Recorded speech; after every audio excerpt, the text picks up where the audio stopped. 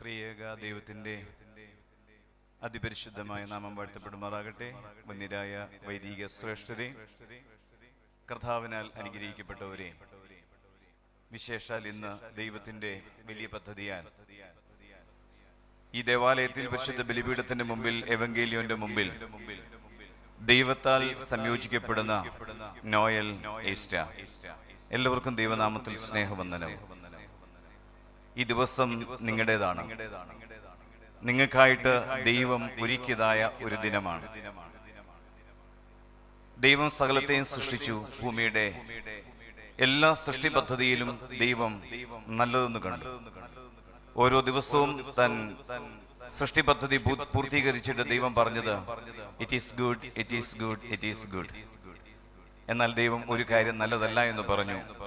ഉൽപ്പത്തി പുസ്തകം 2-ാം അധ്യായം 18-ാം വാക്യത്തിൽ പറയുന്നു, it is not good that man should be alone എന്ന് പറഞ്ഞു കഴിഞ്ഞാൽ, Noel, it is not good that you should be alone, same way Esther. അതിനടുത്ത വാക്യമാണ് ദൈവം പറയുന്നത്. അതാണ് ഞാൻ ചിന്തിക്കാൻ ആഗ്രഹിക്കുന്നത്. I will make him a helper as his partner. I will make him a helper as his partner. പലപ്പോഴും പുരുഷന്മാര് വിവാഹപ്രായമൊക്കെ ആകുന്ന ഉടനെ നമ്മുടെയൊക്കെ ജീവിതത്തിൽ അമ്മമാരും വീട്ടുകാരും അല്ലെങ്കിൽ നമ്മുടെ ഫ്രണ്ട്സും നമുക്കൊക്കെ തോന്നും, ഇനി ഒറ്റയ്ക്കൊക്കെ ജീവിച്ചാൽ ശരിയാകത്തില്ല, വീടിനൊക്കെ ജീവിതത്തിന്റെ ഒരു ഓർഡർ ഇല്ല, ഇതൊക്കെ ഓർഡറൊക്കെ ആക്കാൻ നമുക്ക് ഒരു സഹായി വേണം, അല്ലേ? അപ്പൊ നമുക്ക് എന്തൊക്കെ കാര്യത്തിന് സഹായം വേണം? ഭക്ഷണം പാകം ചെയ്യാൻ സഹായം വേണം, തുണി നനയ്ക്കാൻ സഹായം വേണം, അല്ലേ? നല്ല വാഷിംഗ് മെഷീൻ കിട്ടും, നല്ല കുക്കിനെ കിട്ടും, അല്ലേ? പക്ഷെ ദൈവം ഇവിടെ പറഞ്ഞിരിക്കുന്നത് ഹെൽപ്പർ എന്നാണ്. എന്താ അതിന്റെ അർത്ഥം? പലപ്പോഴും ഈ വാക്ക് നമ്മൾ കേൾക്കുമ്പോൾ ഇതൊരു someone who assist or someone less important എന്ന് തോന്നിയേക്കാം. എന്നാൽ അതല്ല ഈ വാക്ക് അർത്ഥമാക്കുന്നത്. ഇവിടെ ഹീബ്രു വേർഡ് എസ്സർ എന്നൊരു ഹീബ്രു വേർഡാണ് ഉപയോഗിച്ചിരിക്കുന്നത്. എസ്സർ എന്ന് പറഞ്ഞു കഴിഞ്ഞാൽ ദൈവത്തെ തന്നെ അഭിസംബോധന ചെയ്യുന്ന ഒരു വാക്കാണ്. ഗോഡ് ഈസ് മൈ എസ്സർ എന്ന് പറഞ്ഞാൽ സങ്കീർത്തനക്കാരൻ 121-ാം സങ്കീർത്തനം അതിന്റെ 1-2 വാക്യത്തിൽ പറയുന്നുണ്ട്, ഞാൻ എന്റെ കണ്ണ് പർവ്വതത്തിലേക്ക് ഉയർത്തുന്നു. I lift up my eyes to the hills, from where will my help come. എന്താ അടുത്ത് പറയുന്നത്? My help comes from the Lord. എന്റെ സഹായം ആകാശത്തെയും ഭൂമിയെയും സൃഷ്ടിച്ച യഹോവയിൽ നിന്ന് വരും. അപ്പം ദൈവം ആരാ? നമ്മുടെ സഹായി, ഹെൽപ്പ്, അല്ലേ? ആ ഒരു അർത്ഥത്തിലാണ് ഇവിടെ ഉപയോഗിച്ചിരിക്കുന്നത്. ഇവിടെ 3 ചിന്തകൾ നിങ്ങളോട് പെട്ടെന്ന് പങ്കുവെക്കുവാൻ ഞാൻ ആഗ്രഹിക്കുകയാണ്. അതായത് ഇവിടെ ഈ ഹെൽപ്പർ എന്നുള്ളതൊരു തലത്തിൽ നമ്മൾ മനസ്സിലാക്കേണ്ടത് a person who is equal in value, unique in design and complementary in function. അതാണ് എസ്സർ എന്നുള്ളത്. തിരിച്ചറിവ് ഉണ്ടാകണം. ഇവിടെ ഇരിക്കുന്ന വിവാഹം കഴിച്ച പുരുഷന്മാർക്ക് എന്തെങ്കിലും തെറ്റിദ്ധാരണ ഈ വേദഭാഗത്തെ കുറിച്ചുണ്ടെങ്കിൽ ഇന്നതൊന്ന് തിരുത്തുന്നതും നന്നായിരിക്കും. ഇവിടെ ഒന്നാമത് ഈ വാക്ക് അർത്ഥമാക്കുന്നത് an essential factor in your life. നിങ്ങളുടെ ജീവിതത്തിലെ അനിവാര്യ ഘടകമാണ് എസ്സർ. അതാര്? പങ്കാളി. അതുകൊണ്ടല്ലേ ദൈവം പറഞ്ഞത്, എല്ലാ സൃഷ്ടിയെ നോക്കി ദൈവം പറഞ്ഞു ഇത് നല്ലത്, നല്ലത്, നല്ലത്. പക്ഷെ ഒരു കാര്യം നല്ലതല്ല, മനുഷ്യൻ ഏകനായിരിക്കുന്നത്. ഇനി മുതൽ ഈസ്റ്റ ഒറ്റയ്ക്കിരുന്ന ശരിയാകത്തില്ല, നോയലും ഒറ്റയ്ക്കിരുന്ന ശരിയാകത്തില്ല. അതുകൊണ്ട് ഈ Esther is not an optional, rather it is mandatory in our day-to-day life. കാരണം നമ്മുടെ ജീവിതത്തിൽ നമുക്ക് അനിവാര്യമായ ഒരു ഘടകമാണ്. അതുകൊണ്ടാണ് ദൈവം പറഞ്ഞത് മനുഷ്യൻ ഏകനായിരിക്കുന്നത് നന്നല്ല. അപ്പൊ അതുകൊണ്ട് ജീവിതത്തിൽ ഒരു വലിയ കൂട്ടായ്മയിലേക്ക്, ജീവിതത്തിൽ ഒരു പൂർണ്ണതയിലേക്ക് ഇന്ന് നിങ്ങൾ കടക്കുകയാണ്. അവിടെ 3 കാര്യങ്ങൾ ഇവിടെ സംഭവിക്കുന്നു. ഈ കൂട്ടായ്മയിൽ 3 ട്രാൻസിഷൻ ഈസ്റ്റയ്ക്കും നോയലിനും സംഭവിക്കുകയാണ്. എന്തൊക്കെയാണ്? A transition from single being to co being, അല്ലേ? ഇന്ന് മുതൽ നിങ്ങളുടെ സ്റ്റാറ്റസ് എന്താ? സിംഗിൾ എന്നുള്ള മാറി, അല്ലേ? What does it mean? ഇന്നലെ വരെ എഴുതിയ സിംഗിൾ, നാളെ തൊട്ട് എഴുതാൻ പോകുന്നത് മാരീഡ്. എന്താ അതിന്റെ അർത്ഥം? ഞാൻ ഇനി ഒരു ഒറ്റയ്ക്ക് ഒരു ജീവിയല്ല. I am not a single being, I am a co being. Next, a transition from loneliness to integration. നോയലിന് വീട്ടിൽ അമ്മയുണ്ട്, സഹോദരനുണ്ട്, ഫ്രണ്ട്സ് ഉണ്ട്, അതുപോലെ ഈസ്റ്റേക്കും എല്ലാവരും ഉണ്ട് അല്ലേ? പക്ഷേ നിങ്ങൾ ഒറ്റയ്ക്കിരിക്കുമ്പോൾ നിങ്ങളുടെ ഏകാന്തതയാണ് ഇവിടെ ദൈവം കാണുന്നത്. ഇവരെല്ലാം ഉണ്ടെങ്കിലും നിങ്ങൾ ഒരു മെച്ചോ ഫീലിംഗ് ആണ്. I'm alone, I need a partner, I need a companion. അതാണ് ഇവിടെ സംഭവിക്കുന്ന transition from loneliness to integration. അടുത്താണ് പ്രാധാന്യം, a transition from incompleteness to completeness. നാളെ മുതൽ നോയൽ എല്ലാ ദിവസവും രാവിലെ എഴുന്നേറ്റിട്ട് ഏസ്റ്റായി നോക്കി പറയണം, ഞാൻ ഒരു അപൂർണനായിരുന്നു, നിന്നിലൂടെ പൂർണ്ണനായി. ഇത് മാത്രം സമ്മതിച്ചാൽ മതി ജീവിതത്തിൽ സന്തോഷത്തിന്. കാരണം എന്റെ പൂർണ്ണതയാണ് എന്റെ പങ്കാളി. അതാ ദൈവം ഇതിൻ്റെ അകത്ത് കാണുന്ന പദ്ധതി. അതല്ല നിങ്ങൾക്കിപ്പം ജീവിക്കാൻ വിദ്യാഭ്യാസമുണ്ട്, ജോലിയുണ്ട്, കാശുണ്ട്, ഇതെല്ലാം ഉണ്ട്, നിങ്ങൾക്ക് ഒറ്റയ്ക്ക് ജീവിക്കാം, അതിന് യാതൊരു കുറവുമില്ല. എന്നാൽ കുടുംബമായി ജീവിക്കുക എന്ന് പറഞ്ഞാൽ ഇതിലെ ഒരു പൂർണ്ണതയിലേക്കുള്ളതായ ഒരു വളർച്ചയാണ്. രണ്ട്, your partner is your strength, ശക്തിയുടെ ആധാരം. ഇനി നോയൽ പേടിക്കേണ്ട, വലിയൊരു ബലമാ കൂടെ കൂടിയിരിക്കുന്നത്. ചില കാര്യങ്ങളിൽ നമ്മളൊക്കെ ഇത്രയും നാളും ചില യേസ് എന്ന് കണ്ടിരുന്നതിന് നോ പറയാനും, നമ്മുടെ ചില യേസിനെ സപ്പോർട്ട് ചെയ്യാനും, നമ്മുടെ കഴിവുകളെയൊക്കെ വളർത്തിയെടുക്കാനും, നമ്മുടെ ബലഹീനതയൊക്കെ സ്നേഹത്തിൽ ചൂണ്ടിക്കാണിക്കാനും കൂടെയുള്ളതായ വലിയ ഒരു ശക്തിയാണ്. അതാണ് ദൈവത്തെ കുറിച്ച് ഇവിടെ പറയുന്നത്. God is my strength, God is my comfort. Same way ഏസ്റ്റായിക്ക് ഉണ്ടാകേണ്ട ഒരു ഫീലിംഗ് അതാണ്. Noel, he's my comfort, he's my strength. ആ ഒരു ബലം, ഒരു ശക്തി പരസ്പരം നിങ്ങൾ മുൻപോട്ട് പാലിച്ചു പോയി കഴിഞ്ഞാൽ ജീവിതം എന്ന് പറയുന്നത് ഏറെ അർത്ഥവത്താണ്, അതേറെ അനുഗ്രഹമാണ്. കാരണം നിങ്ങളെ പിന്നെ ഈ ജീവിതത്തിൽ ഈ ലോകത്തിലെ ഒരു ശക്തിക്കും തോൽപ്പിക്കാൻ കഴിയത്തില്ല.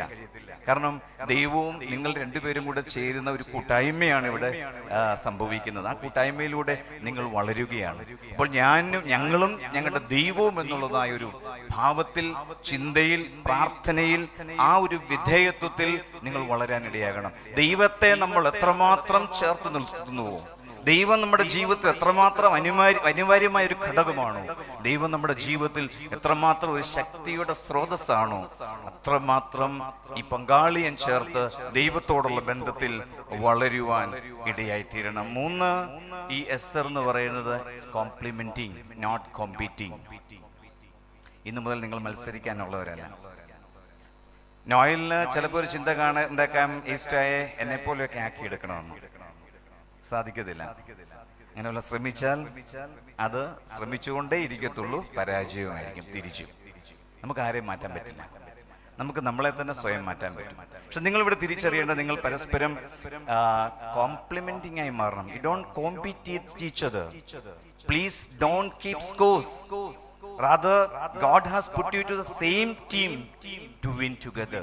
ഒരുമിച്ച് വിജയിക്കാനുള്ളവരാ, പരസ്പരം മത്സരിക്കാനുള്ളവരല്ല, പരസ്പരം പോരടിക്കുവാൻ ഉള്ളവരല്ല എന്നുള്ളതായ ഒരു തിരിച്ചറിവ് ഉണ്ടാകണം. വിവാഹ ജീവിതത്തിൽ വഴക്കുണ്ടാക്കുമോ? ഉണ്ടാക്കും. എന്നാ സംശയം? വ്യത്യസ്തരല്ലേ ചിന്താഗതിയിൽ, മനോഭാവത്തിൽ, ഇഷ്ടങ്ങളിൽ, ആഗ്രഹങ്ങളിൽ, പ്രവർത്തന ശൈലികളിൽ. നോയലിന്റെ ബ്രദറുമായിട്ട് ഒരേ സ്വഭാവമാണ് അല്ല? സിബ്ലിങ്സുമായിട്ട് എങ്ങനെ വ്യത്യസ്തരല്ലേ? പിന്നെ രണ്ട് വ്യത്യസ്തരായി നിങ്ങൾ ഒരുമിച്ച് വരുമ്പോൾ തികച്ചും വ്യത്യസ്തരാ, അഭിപ്രായ വ്യത്യാസങ്ങളുണ്ടാവും, വഴക്കുണ്ടാക്കും. മാന്യമായി വഴക്കുണ്ടാക്കും. എങ്ങനെ മാന്യമായി വഴക്കുണ്ടാക്കുന്നേ? ജീവിതത്തിൽ ഏറ്റവും സ്നേഹിക്കുന്ന ഒരു വ്യക്തിയാണെന്നുള്ള ബോധ്യമുണ്ടാകണം. ലോകത്തിലെ ഏറ്റവും വലിയ സ്നേഹം ഏതാ? ലോക ബന്ധങ്ങളിൽ ഏറ്റവും വലിയ സ്നേഹം, ഇവിടെ ഇരിക്കുന്ന അമ്മയപ്പന്മാരെന്നെ ഒന്നും പറയല്ല, ഏറ്റവും വലിയ സ്നേഹം എന്താ? ഭാര്യ ഭർത്തൃ ബന്ധമാണ് അല്ലേ? ഒരു 30 വർഷം കഴിഞ്ഞാൽ ഇന്നുള്ള അപ്പനും അമ്മയും കൂടെ കാണുമോ? നമ്മൾ വളർത്തുന്ന മക്കൾ ഒരു 18 വയസ്സാകുമ്പോൾ അവർ ഇൻഡിപെൻഡന്റ് ആവും. എപ്പോഴും തിരിച്ചറിയണം, നല്ല മക്കളെ വളർത്തണമെങ്കിൽ നല്ല ദാമ്പത്യം ഉണ്ടാകണം. നന്നായിട്ട് മാതാപിതാക്കന്മാരെ പരിചരിക്കണമെങ്കിൽ മക്കളുടെ ദാമ്പത്യം നന്നാകണം. അപ്പോൾ ഏറ്റവും വലിയ സ്നേഹം ഉണ്ടാകേണ്ടത് ഭാര്യ-ഭർത്തൃ ബന്ധത്തിലാണ്. അതിൽ നിന്നാണ് നല്ല ബന്ധങ്ങൾ, നല്ല ഉത്തരവാദിത്തങ്ങൾ, നല്ല കരുതലുകൾ മാതാപിതാക്കന്മാരിലേക്കും സഹോദരങ്ങളിലേക്കും മക്കളിലേക്കും പകരേണ്ടത്. അതുകൊണ്ട് ഏറ്റവും സ്നേഹിക്കുന്ന രണ്ട് വ്യക്തികളാണെന്നുള്ള ബോധ്യം എപ്പോഴും വഴക്കടിച്ചാൽ അതുണ്ടാകണം. പിന്നെ കാലഹരണപ്പെട്ട വിഷയങ്ങൾ എടുത്ത്, ഇപ്പൊ നിങ്ങളിപ്പോ ഓർക്കും കല്യാണം കഴിക്കുമ്പോഴേ വഴക്കുണ്ടാക്കാൻ പഠിപ്പിക്കുകയാണോ? അതല്ലേ, കുഴപ്പമൊന്നുമില്ല പഠിക്കുന്നതിന്. അതായത് പറഞ്ഞു തീർത്ത വിഷയങ്ങൾ ഏറ്റെടുക്കരുത്. ആരാണോ വഴക്കുണ്ടാക്കാൻ കാരണക്കാരെ ആ ആള് തന്നെ സോറി പറഞ്ഞ് തിരികെ വരണം. എപ്പോഴും ഒരു പ്രസന്നത നിലനിർത്തുവാൻ കഴിയണം. അവസാനത്തെ ഒരു കാര്യം പ്രത്യേകം ശ്രദ്ധിക്കണം, വഴക്കടിക്കുമ്പോൾ ഒരിക്കലും വീട്ടുകാരെയോ മാതാപിതാക്കന്മാരെയോ കുറ്റപ്പെടുത്തിയുള്ളതായ വാക്കുകൾ പറയരുത്. എല്ലാവരുടെ അപ്പനും അമ്മയും അവരവർക്ക് വിലപ്പെട്ടവരാണ്, അവരെ കരുതിയതാണ്, അവരെ വളർത്തിയതാണ്. അതുകൊണ്ട് അവരെ കുറ്റപ്പെടുത്തിയുള്ളതായ വാക്കുകളൊന്നും പറയില്ല. അതുകൊണ്ട് it is okay to disagree. What matters is fighting for the relationship, not in the relationship. Learn to bend, not break.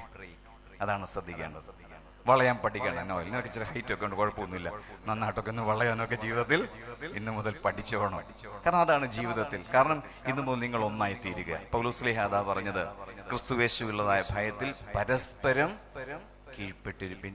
Mutual subjugation. ഒരിക്കലും ജീവിതത്തിൽ ഈഗോ കടന്നു വരരുത്. ലോകത്തിൽ ഏറ്റവും മോശമായ ഒരു വാക്ക് ഏതാണെന്ന് ചോദിച്ചാൽ ഞാൻ പറയും ഈഗോയാണ്. ഈഗോയെ കുറിച്ച് സെയിങ് ഉണ്ട്, ego is just A small 3-letter word which can destroy a big 12-letter word called relationship. അതുകൊണ്ട് ബന്ധങ്ങൾ തകർന്നു പോകാതെ സ്നേഹത്തിൽ വളരുവാൻ കഴിയുന്ന ദൈവം നിങ്ങൾക്ക് ഒരു കൂട്ടായി തന്നിരിക്കുന്ന സഹായി എന്ന് പറയുമ്പോൾ എന്തൊക്കെയാണ് എൻ്റെ ജീവിതത്തിലെ അനിവാര്യ ഘടകം? എൻ്റെ ജീവിതത്തിൽ ശക്തിയുടെ ആധാരം, പരസ്പരം പൂരകങ്ങളായി തീരേണ്ട ജീവിതങ്ങൾ, മറ്റൊരാൾക്ക് വേറൊരാൾക്ക് ഒരു കീഴ്പ്പെടുക എന്നുള്ളതിനേക്കാൾ ഉപരിയായി പരസ്പരം കരുതി സ്നേഹിച്ച് ദൈവത്തെ സാക്ഷിച്ച് മുന്നേറുന്ന നല്ല ഒരു കുടുംബജീവൻ ദൈവം നിങ്ങൾക്ക് പ്രദാനം ചെയ്യട്ടെ എന്ന് പ്രാർത്ഥിച്ചുകൊണ്ട് കടന്നു വന്ന എല്ലാ വൈദിക ശ്രേഷ്ഠരെയും, നിങ്ങളുടെ മാതാപിതാക്കന്മാരുടെയും ഗുരുക്കന്മാരുടെയും സ്നേഹിതരുടെയും ബന്ധുമിത്രാദികൾ എല്ലാവരുടെയും നാമത്തിലുള്ള വിവാഹത്തിന്റെ എല്ലാ മംഗളങ്ങളും അനുഗ്രഹങ്ങളും നേർന്നുകൊണ്ട് പ്രാർത്ഥിക്കുന്ന, ആരാധിക്കുന്ന, ദൈവത്തെ സാക്ഷിക്കുന്ന നല്ല മാതൃകയുള്ള മക്കളെ ഈ ഭൂമിയിൽ ജനിപ്പിച്ചു വളർത്തി സഭയ്ക്കും സമൂഹത്തിനും കുടുംബത്തിനും കൊള്ളാവുന്നവരാക്കി തീർക്കുന്ന അനുഗ്രഹിക്കപ്പെട്ട ഒരു കുടുംബജീവൻ ദൈവം നിങ്ങൾക്ക് പ്രദാനം ചെയ്യട്ടെ എന്ന് പ്രാർത്ഥിച്ച് വാക്കുകൾ ഉപസംഹരിക്കുന്നു. ദൈവനാമം മഹത്വപ്പെടുമാറാകട്ടെ.